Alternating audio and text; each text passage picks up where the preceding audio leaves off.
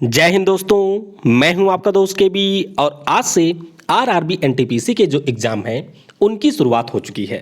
तो इस वीडियो में हम 28 दिसंबर के दोनों शिफ्ट में जो भी आपके जीके और करंट अफेयर्स के प्रश्न पूछे गए हैं उन प्रश्नों को हम लोग डिस्कस करेंगे। तो आने वाले समय में जिन भी लोगों के आरआरबी एनटीपीसी के एग्ज़ाम होंगे उनके लिए यह सीरीज काफ़ी ज़्यादा महत्वपूर्ण होने वाली है। लेकिन वीडियो की मैं शुरुआत करूं उससे पहले 2-3 पॉइंट के ऊपर आपको ध्यान देना है। पहली चीज़ तो आप ध्यान रखेंगे कि जीके और करंट अफेयर्स के जो भी प्रश्न पूछे गए हैं वे बहुत ही सामान्य हैं, यानी कि बहुत ही इजी लेवल के प्रश्न पूछे गए हैं। दूसरी चीज़, इस वीडियो की जो पीडीएफ है वह आपको टेलीग्राम पर मिलेगी। तो टेलीग्राम पर आपको सर्च करना है केवी गुरुजी, जहां से आप इसके पीडीएफ को डाउनलोड कर सकते हैं। और तीसरी चीज़, अगर आप आरआरबी एनटीपीसी के एग्जाम में अपीयर होते हैं और प्रश्नों को यहां पर भेजना चाहते हैं तो नीचे डिस्क्रिप्शन में आपको व्हाट्सएप का लिंक मिल जाएगा। उस लिंक पर क्लिक करने के बाद में आप डायरेक्टली अपने प्रश्नों को व्हाट्सएप पर भेज सकते हैं। तो चलिए इस वीडियो की हम शुरुआत करते हैं। तो सबसे पहले पूछा गया था कि विश्व पर्यावरण दिवस का विषय क्या था, यानी कि बात हो रही है वर्ल्ड एनवायरनमेंट डे की। तो अगर हम बात करते हैं विश्व पर्यावरण दिवस की तो ये मनाया जाता है 5 जून को, ये आप सभी को पता होगा। और इस वर्ष इसकी 2 थीम थी, एक तो था टाइम फॉर नेचर और दूसरी थी सेलिब्रेट बायोडायवर्सिटी या फिर बायोडायवर्सिटी। तो ये आप ध्यान रखेंगे कि यहाँ पर 2 विषय थे, तो जो भी आपके ऑप्शन में रहा होगा उसके ऊपर आपको टिक करना होगा। ध्यान रखिएगा, दोनों ऑप्शन में आपको कभी भी नहीं मिलेंगे। एक पॉइंट यहाँ से आप ध्यान रखेंगे कि जो हमारा विश्व पर्यावरण दिवस मनाया जाता है प्रत्येक वर्ष उसका एक होस्ट नेशन होता है और इस वर्ष इसका मेजबान देश था कोलंबिया। कौन था? कोलंबिया इसका मेजबान देश था। फिर पूछा गया था कि इसमें से कौन बिम्स्टेक के सदस्य देश नहीं है। तो बिम्स्टेक के बारे में मैं आपको कई बार बता चुका हूं और बिम्स्टेक के अगर हम लोग सदस्य देशों की बात करते हैं तो एक तो हमारा देश भारत हो जाएगा। भारत के ऊपर आप चलेंगे तो नेपाल, भूटान इसके सदस्य हो जाएंगे। फिर हमारा बांग्लादेश हो जाएगा। उसके बाद में आता है श्रीलंका, फिर थाईलैंड है और है म्यांमार। तो कुल मिलाकर के 7 इसके सदस्य देश हैं। तो ये आपको ध्यान रखना है। और बिम्स्टेक का जो मुख्यालय है वह आपको बांग्लादेश की राजधानी ढाका में मिलेगा। फिर पूछा गया था कि बैंक ऑफ बड़ौदा का किन 2 बैंकों में विलय हुआ है। तो ये आप ध्यान रखेंगे, अभी हम लोगों ने डिस्कस ही किया था कि इनका जो मर्जर है वह समाप्त हो चुका है। तो इनका विलय हुआ है, बैंक ऑफ बड़ौदा में विलय हुआ है देना बैंक और विजया बैंक का। तो काफ़ी ज़्यादा महत्वपूर्ण प्रश्न है, ये भी आप याद रखेंगे। फिर बात की गई थी कि संयुक्त राष्ट्र सुरक्षा परिषद की स्थापना कब हुई थी। तो कुछ लोगों ने कहा कि स्थापना के बारे में पूछा गया था, कुछ लोगों ने कहा कि यहाँ पर अस्थायी सदस्यों के बारे में पूछा गया था। तो पहले तो आप यही ध्यान रखेंगे कि संयुक्त राष्ट्र की स्थापना 24 अक्टूबर 1945 को हुई थी। इसमें कुल मिलाकर के 5 आपको अस्थायी सदस्य मिलेंगे, जिनमें से एक है चीन, उसके ऊपर का रूस भी इसका सदस्य है, फिर यूके इसका सदस्य है, यूएसए इसका सदस्य है और फ्रांस, यानी कि कुल 5 इसके अस्थायी सदस्य हैं और 10 इसके नॉन परमानेंट मेंबर होते हैं। और 10 नॉन परमानेंट मेंबर के बारे में आप ध्यान रखेंगे कि वर्ष 2021 से 2022 तक हमारा देश भारत यूनाइटेड नेशन सुरक्षा परिषद का अस्थायी सदस्य होगा 2 वर्षों के लिए। और संयुक्त राष्ट्र का मुख्यालय आपको यूएसए के न्यूयॉर्क में मिलेगा। अब बैंकों के विलय की बात हुई है तो यहाँ पर आप देख सकते हैं इस वर्ष एक बहुत ही बड़ा बैंकों का विलय हुआ है। तो ये आप देख सकते हैं पंजाब नेशनल बैंक में ओरिएंटल बैंक ऑफ कॉमर्स और यूनाइटेड बैंक ऑफ इंडिया का विलय हुआ। केनरा बैंक में सिंडिकेट बैंक का विलय हुआ है। यूनियन बैंक ऑफ इंडिया में आंध्रा बैंक और कॉर्पोरेशन बैंक का विलय हुआ है। इंडियन बैंक में विलय हुआ है इलाहाबाद बैंक का। तो ये आप ध्यान रखेंगे। और इस प्रकार से वर्तमान में हमारे देश में सार्वजनिक क्षेत्र में आपको कुल 12 बैंक मिलेंगे। तो इनका नाम भी आप याद रखेंगे। यहाँ पर हमारे बैंक और उनके मुख्यालय दिए हुए हैं, तो ये आपको पीडीएफ में मिल जाएगी, वहाँ से एक बार इसे आप रिवाइज कर लेंगे। फिर बात करते हैं कि भारी जल का फार्मूला क्या है। यहाँ पर पूछा गया है कि भारी जल, जिसे हम लोग ड्यूटेरियम ऑक्साइड के नाम से जानते हैं, जिसे हम लोग हैवी वाटर के नाम से जानते हैं, इसका फार्मूला पूछा गया था। तो ये आपका होता है D2O, यानी कि जो हमारे हाइड्रोजन का एक समस्थानिक होता है ड्यूटेरियम, वह इसमें होता है और ऑक्सीजन से मिलकर के भारी जल बनता है। अगला प्रश्न है कि सुकन्या समृद्धि योजना किससे संबंधित है। तो सुकन्या समृद्धि योजना जो कि भारत सरकार की बेटी बचाओ बेटी पढ़ाओ के अंतर्गत शुरू की गई एक बहुत ही महत्वाकांक्षी योजना है। तो अगर आपके घर में 10 वर्ष से कम आयु की कोई भी बेटी है यानी कि लड़की है तो उसे आप एनरोल करवा सकते हैं सुकन्या समृद्धि योजना में अंतर्गत। तो यहाँ पर मिनिमम 250 रुपए के साथ में एनरोलमेंट होता है और जब लड़की की आयु 18 वर्ष हो जाती है तो उसके बाद में यहाँ पर आप जमा राशि से 50% निकाल सकते हैं उसकी उच्च शिक्षा के लिए। तो ये है सुकन्या समृद्धि योजना। फिर बात करते हैं कि दक्षिण अमेरिका महाद्वीप का स्थल रुद्ध देश कौन सा है। तो ये हम लोग कई बार डिस्कस कर चुके हैं सारे प्रश्नों को, और यहाँ का जो स्थल रुद्ध देश है इनकी संख्या है 2।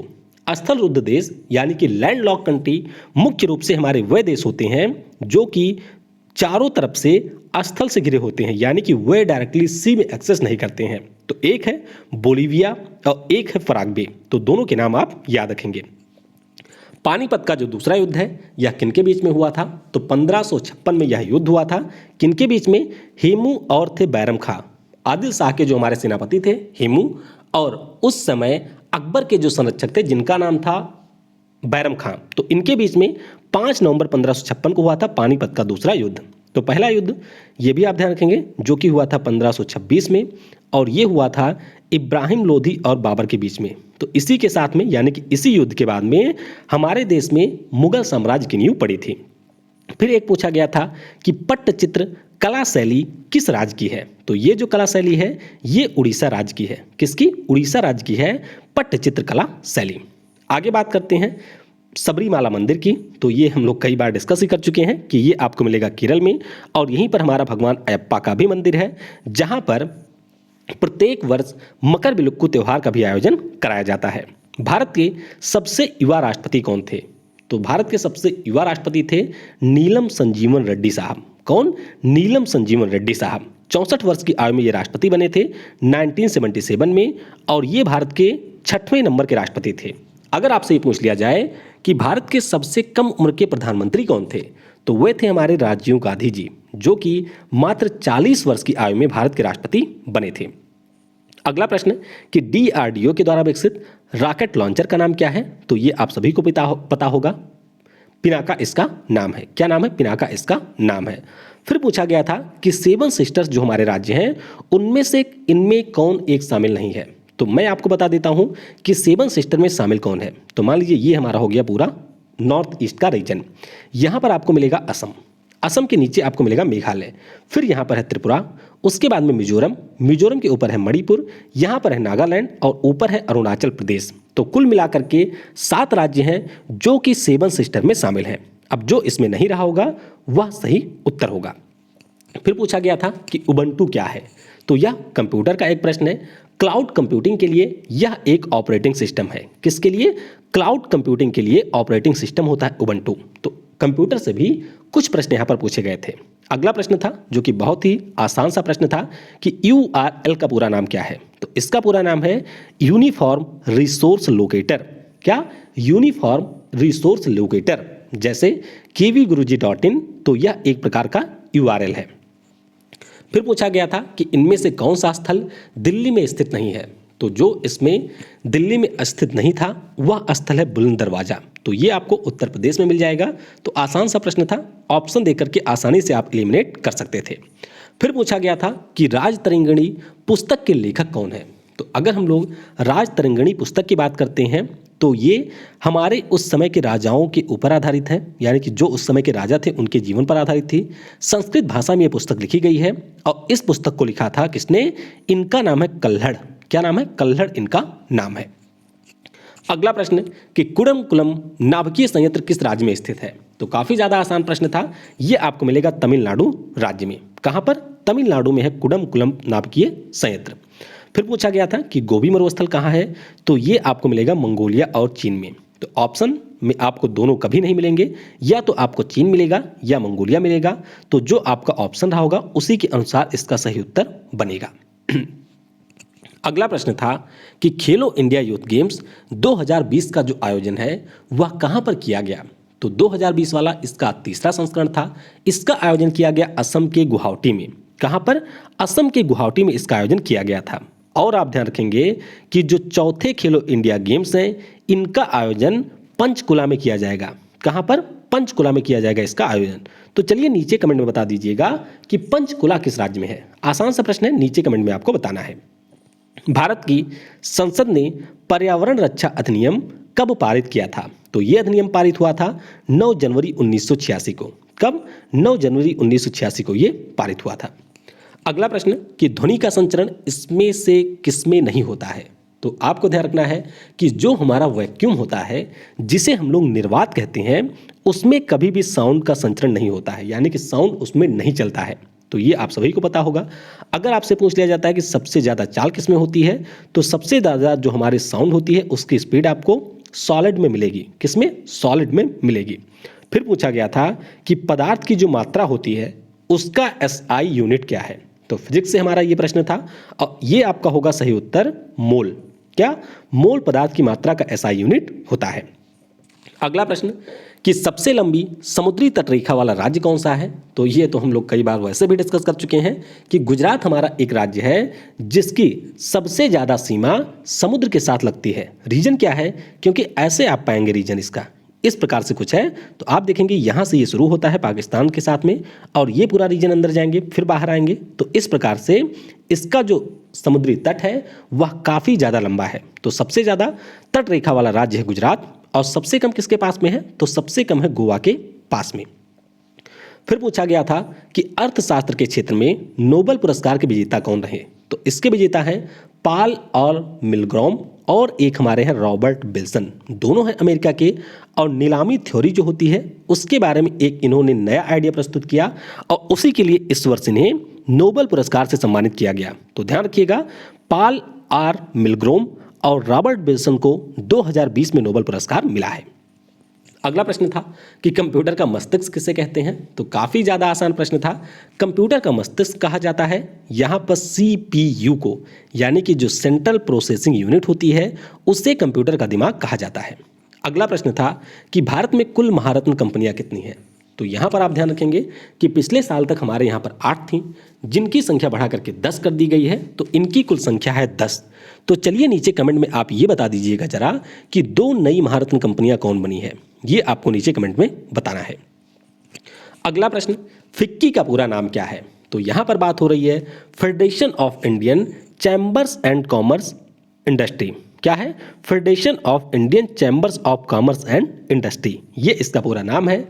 संगीता रेड्डी इसकी अध्यक्ष थी और अब इनके स्थान पर उदय शंकर नए अध्यक्ष बने हैं। तो फिक्की इसीलिए न्यूज में भी है, तो ध्यान रखिएगा फिक्की के बारे में।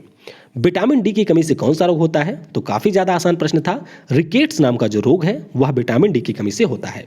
और एक ज़रूरी चीज़ मैं आपको बता दूं कि बहुत सारे लोग ऐसे होते हैं जिनके द्वारा गलत प्रश्नों को भेजा जाता है। तो मैं आपसे रिक्वेस्ट करूंगा, आप प्रश्न को मत भेजिए, वह चल जाएगा, लेकिन कोशिश करिए कि गलत प्रश्न बिल्कुल भी मत भेजिएगा, क्योंकि इससे जो भी हमारे आने वाले एग्जाम होंगे उनके बारे में लोगों को गलत आइडिया लगेगा, तो हो सकता है कि उनका पेपर भी थोड़ा सा खराब हो जाए। तो कोशिश करिएगा कि अगर आप प्रश्नों को भेज रहे हैं तो वह सारे सही प्रश्न हों। अगला प्रश्न कि जो भारत की पहली वंदे भारत ट्रेन है, जिसे हम लोग ट्रेन 18 के नाम से जानते हैं, यह किन शहरों को जोड़ती है? तो यह जोड़ती है उत्तर प्रदेश के वाराणसी को दिल्ली से। किसे? उत्तर प्रदेश के वाराणसी को दिल्ली से जोड़ती है। तो ये आप यहाँ पर ध्यान रखेंगे। 55वां ज्ञानपीठ पुरस्कार, अब ये प्रश्न हमारे पुरस्कारों में सबसे ज़्यादा महत्वपूर्ण है, क्योंकि भारत का यह आप कह सकते हैं सर्वोच्च साहित्य सम्मान है। इसके अलावा 55वां ज्ञानपीठ पुरस्कार मिला था मलयालम भाषा के कवि अक्कीतम अच्युथन नंबूदरी साहब को, और अभी कुछ समय पहले ही इनका निधन हुआ है। तो इसीलिए यह प्रश्न काफ़ी ज़्यादा महत्वपूर्ण हो जाता है। तो ध्यान रखिएगा, मलयालम भाषा के ये कवि थे और जो पहला ज्ञानपीठ पुरस्कार था वह मिला था GS कुरूप जी को, और ये भी मलयालम भाषा के कवि थे। अगला प्रश्न है अंतर्राष्ट्रीय न्यायालय, जिसे हम लोग इंटरनेशनल कोर्ट ऑफ जस्टिस के नाम से जानते हैं, इसका मुख्यालय कहाँ पर है? तो इसका मुख्यालय आपको मिल जाएगा द हेग में। कहाँ पर? द हेग, जो कि नीदरलैंड का एक शहर है। यहाँ पर आपको मिलेगा अंतर्राष्ट्रीय न्यायालय का मुख्यालय। अब आप ध्यान रखेंगे कि जो द हेग में अंतर्राष्ट्रीय न्यायालय की बिल्डिंग है, उसी में आपको कोर्ट ऑफ आर्बिट्रेशन का भी मुख्यालय मिलेगा। किसका? कोर्ट ऑफ आर्बिट्रेशन का भी मुख्यालय मिलेगा। तो ये हमारे सामान्य मामलों के लिए होता है, और जो कोर्ट ऑफ आर्बिट्रेशन है, यहाँ पर कंपनियों से संबंधित मामले दर्ज कराए जाते हैं। तो दोनों का मुख्यालय आपको नीदरलैंड में मिलेगा। लोकसभा में अधिकतम सदस्यों की संख्या कितनी हो सकती है? तो हमारा जो राज्य है वहाँ से होते हैं 530। इसके अलावा जो हमारी यूनियन टेरिटरी है वहाँ से होते हैं 20। दो इसमें आंग्ल भारतीय समुदाय के थे जिनको मनोनीत किया जाता था, लेकिन अब भारत सरकार ने इसे हटा दिया है। तो आप ध्यान रखेंगे कि 552 तो हैं, लेकिन आने वाले समय में इनकी संख्या हो जाएगी 550। और वर्तमान में कितने हैं? तो वर्तमान में इनकी संख्या है 543। ये भी आप याद रखेंगे। अगला है कि खालसा पंथ की स्थापना किसने किया था? तो खालसा पंथ ये आपके हिस्ट्री का बहुत ही सामान्य सा प्रश्न है। गुरु गोविंद सिंह जी के द्वारा खालसा पंथ की स्थापना 13 अप्रैल 1699 में की गई थी। कब? 13 अप्रैल 1699 में की गई थी। केंद्रीय आलू अनुसंधान संस्थान किस राज्य में स्थित है? तो अगर आपको याद हो, इस वर्ष हम लोगों ने डिस्कस किया था तीसरे ग्लोबल पोटैटो कॉन्क्लेव के बारे में, जो कि गुजरात के गांधीनगर में आयोजित किया गया था। और उस समय भी मैंने आपको बताया था कि जो केंद्रीय आलू अनुसंधान संस्थान है इसका मुख्यालय आपको मिलेगा शिमला में। कहाँ पर? हिमाचल प्रदेश के शिमला में इसका मुख्यालय है। फिर पूछा गया था कि नोकिया कंपनी के नए सीईओ कौन बने? तो पीका लैंडमार्क ये भारत के राजीव सूरी के स्थान पर नोकिया के नए सीईओ बने हैं। और नोकिया फिनलैंड देश की एक कंपनी है। फिर पूछा गया था कि भारत ने 5 नवंबर 2013 को किस रॉकेट से मंगलयान मिशन को लॉन्च किया था, यानी कि मार्स ऑर्बिटर मिशन को लॉन्च किया था? तो इसे लॉन्च किया गया था PSLV XL C25। किससे? PSLV XL C25। अगला था कि जालियांवाला बाग हत्याकांड कब हुआ था? तो इतिहास का एक बहुत ही सामान्य सा प्रश्न था और ये आपका हुआ था 13 अप्रैल 1919 को। कब? 13 अप्रैल 1919 को ये हुआ था। फिर पूछा गया था कि जोजिला दर्रा किन शहरों को आपस में जोड़ता है? तो ये दर्रा आपस में जोड़ता है श्रीनगर को लेह से। किसे? श्रीनगर को लेह से आपको जोड़ता है और नेशनल हाईवे 1 के ऊपर ये मिलेगा। और यहीं पर जोजिला टनल का भी निर्माण किया जा रहा है, जिसके अभी उद्घाटन किया था हमारे रोड, हाईवे और परिवहन मंत्री नितिन गडकरी साहब ने। तो ये भी आप याद रखेंगे। फिर पूछा गया था कि सापेक्षता का जो सिद्धांत है, यानी कि जो थ्योरी ऑफ रिलेटिविटी है, इसे किसने दिया था? तो इसे दिया था महान वैज्ञानिक अल्बर्ट आइंस्टीन ने। तो ये भी बहुत ही आसान सा प्रश्न था। फिर पूछा गया था कि बार्क यानी कि भाभा एटॉमिक रिसर्च इंस्टीट्यूट का मुख्यालय कहाँ पर है? तो इसका मुख्यालय आपको मिल जाएगा मुंबई में। कहाँ पर? मुंबई में मिलेगा। और वर्तमान में इसके प्रमुख कौन है? तो वर्तमान में इसके प्रमुख हैं अजीत मोहंती साहब। कौन है? अजीत मोहंती साहब। अगला प्रश्न कंप्यूटर से था कि NIU का पूरा नाम क्या है? तो ध्यान रखेंगे NIU का पूरा नाम है नेटवर्क इंटरफेस यूनिट। क्या है? Network interface unit. तो ये आप ध्यान रखेंगे। फिर पूछा गया था कि भारत का जो पहला परमाणु ऊर्जा संयंत्र है ये किस राज्य में बना था? तो आप देख सकते हैं कि परमाणु ऊर्जा संयंत्र से ये दूसरा प्रश्न था। तो पहला हमारा बना था तारापुर में। कब? तारापुर में बना था 1961 में और ये आपको मिल जाएगा महाराष्ट्र में। अगला प्रश्न, एन किस देश की मुद्रा है? तो एन आप सभी को पता होगा, ये मुद्रा है जापान की। कहाँ की है? जापान की मुद्रा है। जापान की राजधानी है टोक्यो में, जहाँ पर दूसरी बार ओलंपिक खेलों का आयोजन किया जाएगा अगले वर्ष 2021 में। और योशिहिदे सुगा अभी यहाँ के नए PM बने हैं। और आप ध्यान रखेंगे कि जो अमेरिका के द्वारा लीगन ऑफ मेरिट पुरस्कार दिया गया हमारे PM नरेंद्र मोदी को, वह पुरस्कार जो जापान के पूर्व PM थे शिंजो अबे साहब, उनको भी दिया गया है। PM नरेंद्र मोदी ने किस सुरंग का उद्घाटन किया? तो ये बहुत ही ज़्यादा चर्चा में रही थी। इसका नाम है अटल सुरंग, जिसका पहले नाम था रोहतांग सुरंग। और ये हमारे लाहौर स्पीति को लद्दाख से जोड़ेगी। किसको? लाहौर स्पीति को लद्दाख से जोड़ेगी। और इसकी लंबाई है 9.02 किलोमीटर। क्या है? 9.02 किलोमीटर। अगला प्रश्न कि ग्रैमी अवार्ड किस क्षेत्र में दिया जाता है? अब ये प्रश्न मैं थोड़ा सा क्लियर नहीं हूँ, कुछ लोगों ने इसके बारे में बताया है। तो ध्यान रखिएगा, ये दिया जाता है हमारे म्यूजिक के फील्ड में। किसमें? म्यूजिक के फील्ड में ये दिया जाता है। फिर पूछा गया था कि किस संविधान संशोधन के द्वारा मौलिक कर्तव्य संविधान में शामिल किया गया था? तो ये हमारा था 42वां संविधान संशोधन। कौन सा था? 42nd कॉन्स्टिट्यूशनल अमेंडमेंट के द्वारा मौलिक कर्तव्य यानी कि फंडामेंटल ड्यूटीज को हम लोगों ने ऐड किया था अपने कॉन्स्टिट्यूशन में। अगला प्रश्न था कि सैडल पीक राष्ट्रीय पार्क किस राज्य में स्थित है? तो saddle peak, north button, south button, ये जो आपके सारे राष्ट्रीय पार्क हैं ये मिलेंगे अंडमान और निकोबार में। कहाँ पर? अंडमान और निकोबार में। फिर एक बहुत ही आसान सा प्रश्न था कि सेल की खोज किसने की थी, यानी कि डिस्कवरी ऑफ सेल के बारे में पूछा गया था और इसकी खोज की गई थी किसके द्वारा? रॉबर्ट हुक के द्वारा। किसके द्वारा? रॉबर्ट हुक के द्वारा 1665 में। अगला प्रश्न कि हिमाचल प्रदेश के मुख्यमंत्री कौन है? तो जयराम ठाकुर भारतीय जनता पार्टी के हिमाचल प्रदेश के वर्तमान में मुख्यमंत्री हैं। गवर्नर कौन है? तो बंडारू दत्तात्रेय साहब वर्तमान में यहाँ के गवर्नर हैं। दांडी मार्च यात्रा से प्रश्न पूछा गया था, तो ये भी काफ़ी आसान सा प्रश्न था इतिहास का और ये आपका हुआ था 12 मार्च 1930 को। गांधी जी के द्वारा इसकी शुरुआत की गई थी। नमक कानून आप सभी ने पढ़ा होगा, तो 12 मार्च 1930 को दांडी मार्च शुरू हुआ था। फिर पूछा गया था कि कौन सा अनुच्छेद आपातकालीन प्रावधान से संबंधित है? तो हमारे संविधान में मुख्य रूप से आपको 3 अनुच्छेद मिलेंगे जो कि इमरजेंसी प्रोविजन से संबंधित हैं। कौन कौन से? एक तो है हमारा आर्टिकल 352 जिसे हम लोग राष्ट्रीय इमरजेंसी के नाम से जानते हैं। एक है आर्टिकल 356 जिसे हम लोग राष्ट्रपति शासन या राज्य आपातकाल के नाम से जानते हैं और एक हमारा है वित्तीय आपातकाल जो कि अनुच्छेद 360 से संबंधित है। एक यहाँ पर होता है आर्टिकल 365। कौन सा? आर्टिकल 365। तो इसके अंतर्गत भी इमरजेंसी लगाई जाती है उस स्थिति में जब हमारे केंद्र सरकार के द्वारा जो दिशा निर्देश दिए जाते हैं उनको राज्य सरकार मानने में असफल होती है, तो उस स्थिति में 365 के अंतर्गत भी आपातकाल लगाया जाता है। फिर पूछा गया था कि सूरत जो कि गुजरात का शहर है किस नदी के किनारे है? तो ये आपको मिल जाएगा तापी नदी के किनारे। किस नदी के? तापी नदी के किनारे ये स्थित है। विश्व पृथ्वी दिवस यानी कि वर्ल्ड अर्थ डे, तो ये हम लोगों ने दिवस वाले वीडियो में भी कवर किया था कि 22 अप्रैल को मनाया जाता है विश्व पृथ्वी दिवस। कब? 22 अप्रैल को ये दिवस मनाया जाता है। तो चलिए नीचे कमेंट में इसका थीम क्या रहा था वह आप बता दीजिएगा। फिर पूछा गया था कि ध्वनि का मात्रक क्या है? तो ध्वनि की अगर हम लोग यूनिट की बात करते हैं तो ये है डेसिबल। क्या है? डेसिबल इसका मात्रक है। तो बहुत ही आसान सा प्रश्न था। टैक्सोनॉमी के पिता कौन है? तो ये आपको नीचे कमेंट में बताना है कि टैक्सोनॉमी के पिता कौन है। तो ये आसान सा प्रश्न है लेकिन मैं देखना चाहूँगा कि कितने लोगों का इसका उत्तर पता है। फिर पूछा गया था कि हरियाणा के उप मुख्यमंत्री कौन है? तो दुष्यंत चौटाला साहब इस समय काफ़ी ज़्यादा चर्चा में भी हैं क्योंकि बीजेपी के ये एलाई हैं और किसान बिल का भी विरोध कर रहे हैं, तो हो सकता है आने वाले समय में ये इस्तीफा भी दे दें। तो दुष्यंत चौटाला हरियाणा राज्य के वर्तमान में उप मुख्यमंत्री हैं। कौन है? दुष्यंत चौटाला। और मनोहर लाल खट्टर यहाँ के हैं सीएम। 2020 में किस फिल्म को फिल्म फेयर अवार्ड दिया गया?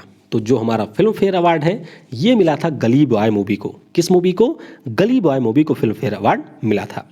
चुनाव आयोग का उल्लेख यानी कि जो हमारे यहाँ पर इलेक्शन कमीशन ऑफ इंडिया है उसका उल्लेख किस अनुच्छेद में किया गया है? तो कई बार हम डिस्कस कर चुके हैं कि अनुच्छेद 324 में चुनाव आयोग के बारे में बताया गया है। 25 जनवरी 1950 को इसकी स्थापना हुई थी और इसीलिए हम लोग 25 जनवरी को राष्ट्रीय मतदाता दिवस के रूप में मनाते हैं। राजीव कुमार जी अभी हमारे नए चुनाव आयुक्त बने हैं, ये भी आप ध्यान रखेंगे। और अशोक लवासा जो कि हमारे चुनाव आयुक्त थे ये एशियाई विकास बैंक के नए उपाध्यक्ष भी बने गए हैं, तो ये आप ध्यान रखेंगे। सुनील अरोड़ा जी वर्तमान में हमारे मुख्य चुनाव आयुक्त हैं। तो इतनी चीज़ें आप ध्यान रखेंगे चुनाव आयोग से। वैश्विक भूख सूचकांक यानी कि ग्लोबल हंगर इंडेक्स, इसमें हमारे देश का स्थान क्या था? तो हमारा देश था 94th पोजीशन पे। किस पे? 94th पोजीशन पे रहा है भारत। और मैं आपको बता चुका हूं कि वैश्विक भूख सूचकांक में कोई भी देश पहले स्थान पे नहीं था। कुल मिलाकर के 17 देश यहाँ पर रहे थे पहले स्थान पर। पंजाब नेशनल बैंक का मुख्यालय कहाँ पर है? तो इसका मुख्यालय आपको मिलेगा दिल्ली में। कहाँ पर? नई दिल्ली में मुख्यालय है पीएनबी बैंक का। अगला प्रश्न था कि भारत का पहला राष्ट्रीय उद्यान कौन सा है? तो बहुत ही आसान सा प्रश्न था। पहला उद्यान आपको मिलेगा जिम कॉर्बेट राष्ट्रीय पार्क के रूप में जो कि आपको उत्तराखंड में मिलेगा। भारत के वर्तमान मुख्य न्यायाधीश कौन है? तो भारत के वर्तमान मुख्य न्यायाधीश हैं शरद अरविंद बोबड़े साहब। कौन? शरद अरविंद बोबड़े साहब। ये है महाराष्ट्र के नागपुर से और 47वें नंबर के ये हमारे चीफ जस्टिस बने हैं। अगला प्रश्न कि डीआरडीओ के वर्तमान प्रमुख कौन है? तो बहुत ही ज़्यादा आसान प्रश्न है। जी सतीश रेड्डी जी वर्तमान में डीआरडीओ के प्रमुख हैं। फिर एक आप कह सकते हैं टफ प्रश्न पूछा गया था और आज सुबह दोपहर को जो मैंने खेलों के आयोजन वाला वीडियो डिस्कस किया था उसका ये आखिरी प्रश्न था। तो राष्ट्रमंडल युवा खेल 2021 कहाँ पर होंगे? तो ध्यान रखिएगा ये आपके होंगे त्रिनाड एंड टोबैगो की जो राजधानी है पोर्ट स्पेन। कहाँ पर? पोर्ट स्पेन में इसका आयोजन किया जाएगा। राष्ट्रमंडल खेल 2022 में कहाँ पर होंगे? तो ये आपके होंगे चीन में। कहाँ पर? चीन में इसका आयोजन किया जाना है। तो इस तरह से हमने जो भी हमारे प्रश्न पूछे गए थे उनको यहाँ पर डिस्कस कर लिया है। आई होप वीडियो आपको पसंद आया होगा और मैंने कोशिश की है कि जो भी प्रश्न हो उनको पूरी तरीके से ऑथेंटिक रखा जाए और नीचे आपको लिंक मिल जाएगी, तो वहाँ पर भी आप आने वाले समय में प्रश्नों को इसी प्रकार से भेजते रहिएगा। Thanks for watching. जय हिंद, जय भारत और सबसे ज़रूरी, पढ़ेगा भारत तो बढ़ेगा भारत।